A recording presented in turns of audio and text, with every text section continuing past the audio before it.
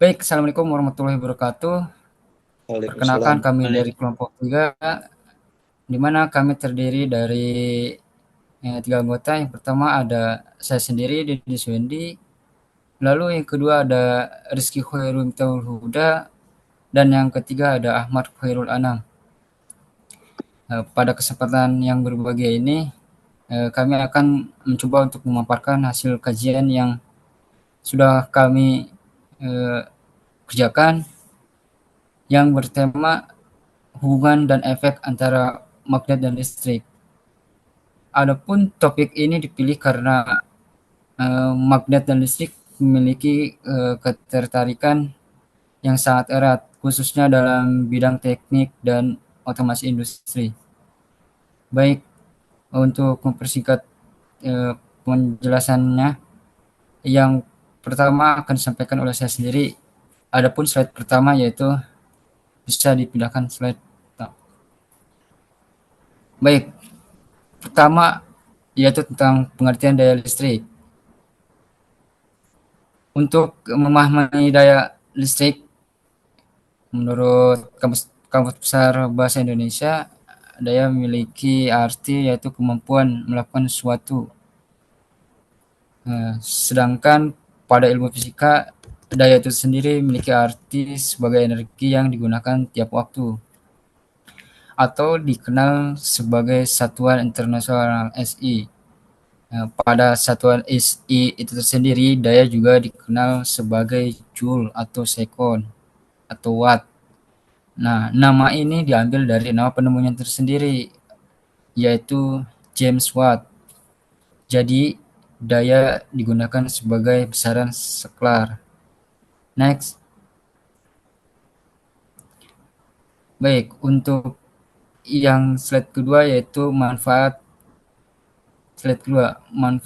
daya listrik dalam kehidupan sehari-hari. Di sini terdapat 4 manfaat dalam kehidupan sehari-hari. Adapun yang pertama yaitu sebagai penerangan, di mana MBKRT yang dibantu oleh media berupa lampu. Oleh lampu itu sendiri, analisis menjadi energi cahaya. Lalu yang kedua yaitu sumber energi. Bagi kehidupan manusia, sumber energi juga memiliki eh, manfaat dalam kehidupan sehari-hari karena energi listrik juga bisa diubah menjadi energi lain. Yaitu selanjutnya untuk yang ketiga, sarana hiburan. Energi listrik sebagai media hiburan. Pementasan hiburan juga membutuhkan listrik, misalnya untuk penerangan, untuk pengeras suara, dan untuk peralatan pementasan, dan sebagainya. Manfaat yang keempat yaitu sebagai penghasilan panas, di mana manfaat dari listrik dalam kehidupan sehari-hari yang keempat ini yaitu dapat menghasilkan panas, misal pada open listrik, energi listrik yang diubah menjadi energi panas, pada kompor listrik, penanak nasi, setrika, dan lain-lain sebagainya. Next, slide selanjutnya. Lalu slide selanjutnya yaitu terkait rumus daya listrik.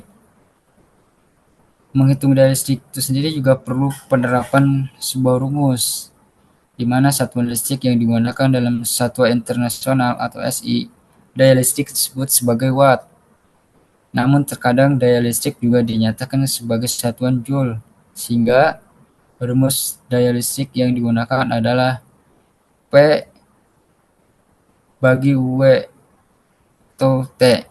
Dalam keterangan itu sendiri, P memiliki arti yaitu daya atau watt, W itu usaha atau joule, dan T yaitu waktu atau second. Oke, selanjutnya next. Baik, untuk slide selanjutnya penjelasan ini akan disampaikan oleh saudara Rizky Khoiru. Waktu dan tempat dipersilakan. Baik, selanjutnya untuk materi saya akan sampaikan yaitu satuan daya listrik. Satuan daya listrik dalam satuan internasional adalah watt. untuk daya listrik yang besar menggunakan satuan kilowatt atau kW, atau bisa disebut dengan megawatt, di mana 1 kW sama dengan 1000 watt atau sama dengan 103 watt. Dan 1 megawatt sama dengan 1 juta watt sama dengan 106 watt. Daya listrik. Rumus daya listrik juga bisa menggunakan notasi seperti di bawah ini. P sama dengan V kali I, di mana V adalah tegangan atau volt, I adalah arus listrik atau ampere. Ada juga dua persamaan lain yang bisa diterapkan saat menemukan beberapa kasus berbeda seperti yang ada di bawah ini. P sama dengan 1,2R atau P sama dengan V2 atau R.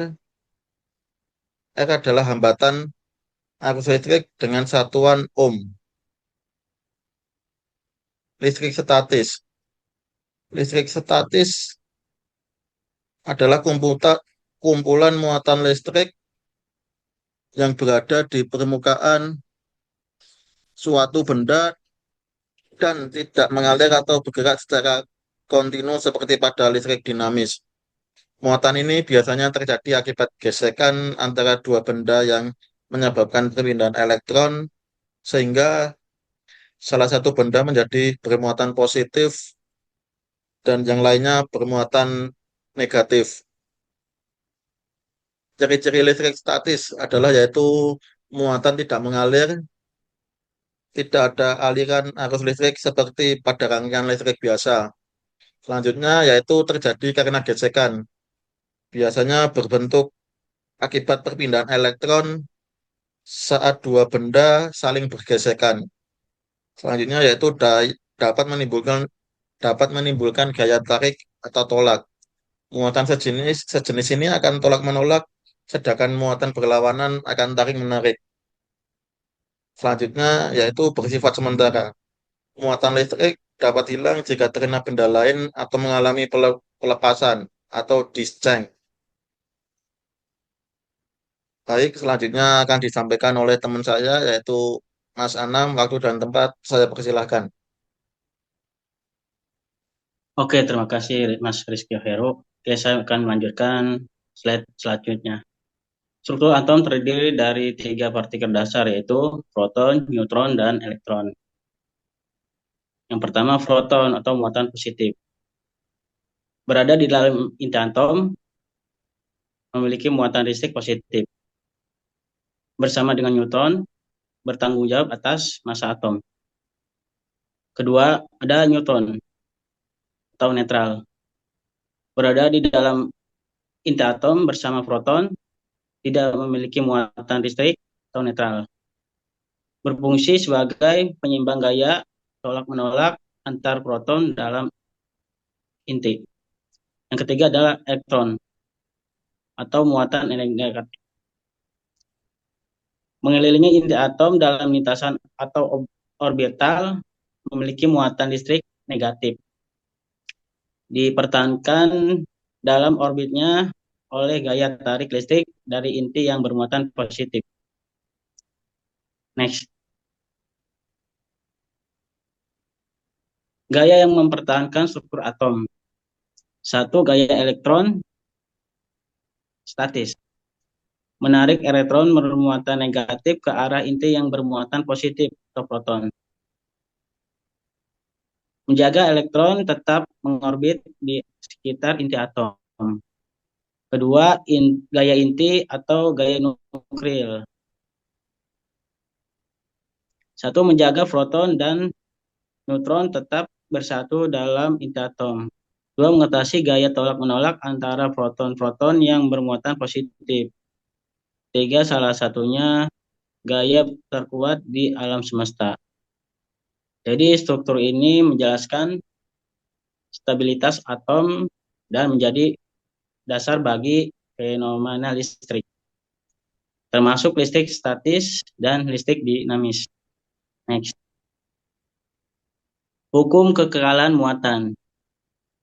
menyatakan bahwa jumlah muatan listrik total dalam suatu sistem tertutup selalu tetap, kecuali ada pengaruh dari sumber eksternal. Artinya, muatan listrik tidak dapat diciptakan atau dimusnahkan, tetapi hanya dapat berpindah dari satu benda ke benda lainnya. Ketika benda saling bergesekan atau digosokkan, elektron akan berpindah dari suatu benda ke benda lainnya. Jadi muatan tidak diciptakan atau dimusnahkan, tetapi hanya dapat dipindahkan. Secara matematis, hukum ini dapat dinyatakan sebagai di mana Q adalah jumlah muatan listrik. Q awal sama dengan Q akhir. Next.